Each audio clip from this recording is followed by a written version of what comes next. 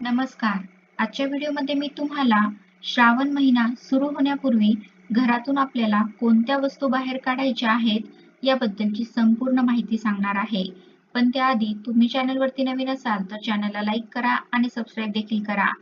कमेंटमध्ये श्री स्वामी समर्थ किंवा हर हर महादेव किंवा ओम नमः शिवाय लिहायला विसरू नका. हिंदू धर्मात सण उत्सवाला विशेष महत्त्व आहे.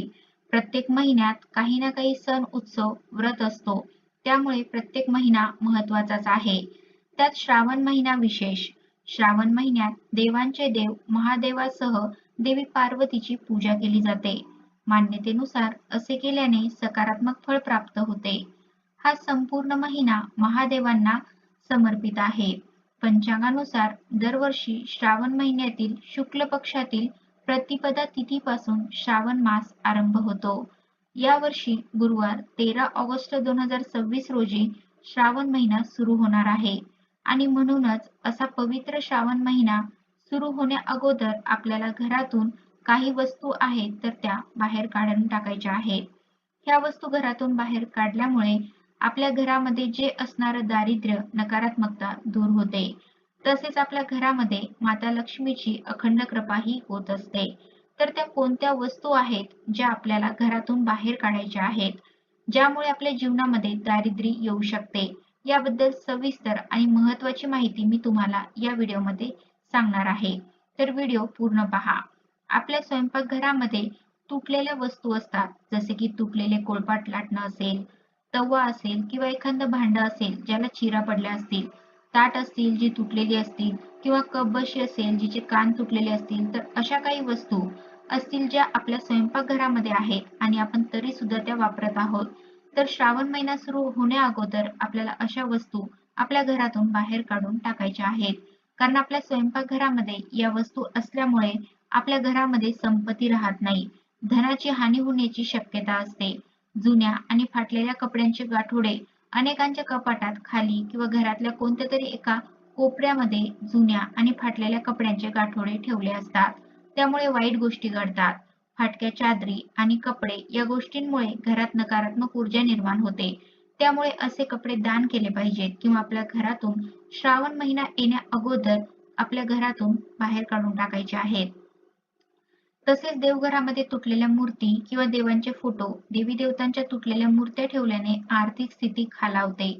घरावर विघ्न येतात. त्यामुळे असे फोटो नदीत, तलावात विसर्जित करावे. तसेच तुमच्या देवघरामध्ये जर तुम्ही दिवा लावत असतील आणि तो दिवा गळत असेल तर असा दिवा सुद्धा तुम्हाला श्रावण महिना सुरू होण्या अगोदरच बदलून टाकायचा आहे.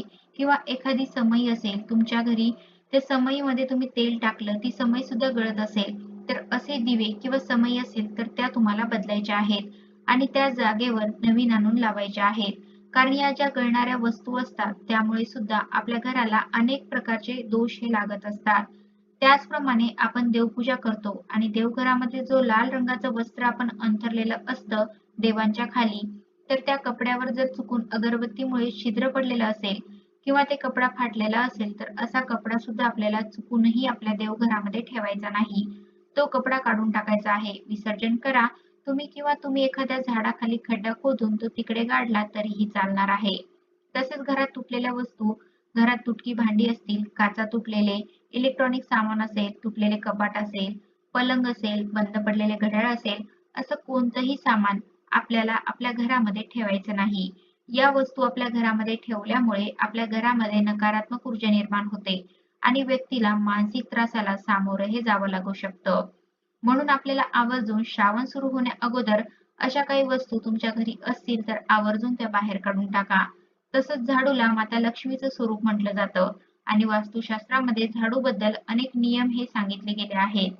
त्यामध्ये जर तुमच्या घरामध्ये तुटका झाडू असेल तर तो तुम्हाला बदलून टाकायचा आहे. घरामध्ये तुटका झाडू असला तर आपल्या घरामध्ये धनाची हानी होण्याची शक्यता असते. माता लक्ष्मी आपल्यावर रुष्ट होऊन जाईल आणि त्यामुळे सुद्धा आपल्या घरामध्ये दारिद्र्य हे येऊ शकतं. अनेक लोकांना घरामध्ये भंगार जमा करून ठेवायची सवय असते. जुन्या फाटलेल्या चपला असतील किंवा बूट असतील तर ते फेकत नाहीत. ते पण गोळा करून घरात एखाद्या कोपऱ्यामध्ये टाकून ठेवलेले असतात. पण चुकूनही अशी चूक करू नका. कारण जे तुटलेल्या चपला असतील किंवा बूट असतील हे आपल्या घरामध्ये नकारात्मक ऊर्जा आकर्षित करून घेतात आणि त्यामुळे आपल्या घरामध्ये दारिद्र्यही येऊ शकतं. कारण ज्या घरामध्ये नकारात्मकता असते त्या घरामध्ये कधीही माता लक्ष्मी राहत नाही. म्हणून चुकूनही आपल्या घरामध्ये जे तुटलेले बूट असतील, चप्पल असतील, सँडल असतील तर ते वेळीच आपल्या घरामधून बाहेर काढून टाका. त्याचबरोबर जर तुमची पर्स असेल किंवा पाकीट असेल, हे फाटलेलं असेल तर असं पाकीट कधीही वापरू नका. यामुळे तुमच्याकडे पैसा हा कधीही टिकून राहणार नाही. माता लक्ष्मी ही तुमच्याकडे कधीही आकर्षित होणार नाही. आलेल्या पावली परत निघून जाईल. म्हणून चुकूनही फाटलेली पर्स किंवा फाटलेलं पाकीट हे वापरू नका. त्याचप्रमाणे अनेक लोकांना आपल्या घरामध्ये शोपीसचे दगड ठेवायची फार हौस असते, पण ते चुकूनही आपल्या घरामध्ये ठेवू नका. यामुळे सुद्धा आपल्या घरामध्ये नकारात्मकताही निर्माण होऊ शकते.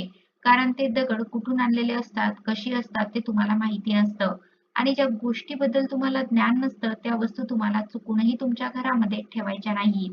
वेळीच त्याची विल्हेवाट ही तुम्हाला लावायची आहे. त्याचप्रमाणे काही लोकांना आपल्या घरामध्ये फोटो फ्रेम, मूर्त्या लावायची फार हौस असते आणि त्या हौसीनादी ते लोक आपल्या घरामध्ये बुडत्या जहाजाचा फोटो लावतात. आता जर तुम्ही तुमच्या घरामध्ये बुडत्या जहाजाचा फोटो लावला, तर त्यामुळे तुमचं सौभाग्य बुडतं. त्याचबरोबर घरामध्ये चुकूनही आपल्याला महाभारताचे युद्धाचे चित्र हे लावायचे नाही. कारण त्यामुळे आपल्या घरामध्ये क्लेश निर्माण होतो. तसंच नटराजाची मूर्ती सुद्धा चुकूनही आपल्या घरामध्ये ठेवायची नाही. कारण ती मूर्ती म्हणजे प्रलयाचं प्रतीक आहे. तसेच ताजमहालाचं चित्र सुद्धा आपल्याला चुकूनही आपल्या घरामध्ये लावायचं नाही. कारण ताजमहल हा एक मकबरा आहे. तसेच काटेदार फुलांची जी फ्रेम्स असतात, की बऱ्याच लोकांना काटेदार फुलं सुद्धा घरामध्ये ठेवायला आवडतात. पण असं चुकूनही करू नका. त्यामुळे आपल्या आयुष्यामध्ये काटेही निर्माण होऊ शकतात. तसेच हिंस्र प्राण्यांचे चित्र सुद्धा आपल्याला आपल्या घरामध्ये लावायचे नाही. असं केल्यामुळे आपल्या जीवनामध्ये अनेक प्रकारच्या दोषांना आपल्याला सामोरं जावं लागू शकतं. घरातल्या सदस्यांच्या मनावर वाईट परिणाम हे होऊ शकतात आणि म्हणूनच या सर्व वस्तू ज्या आपल्या घरामध्ये किंवा आपल्या जीवनामध्ये दोष निर्माण करतात, तर त्या आपल्याला श्रावण महिना सुरू होण्या अगोदर आपल्या घरातून बाहेर काढून टाकायच्या आहेत. जेणेकरून आपल्या आयुष्यामध्ये कोणत्याही प्रकारची नकारात्मकता ही राहणार नाही.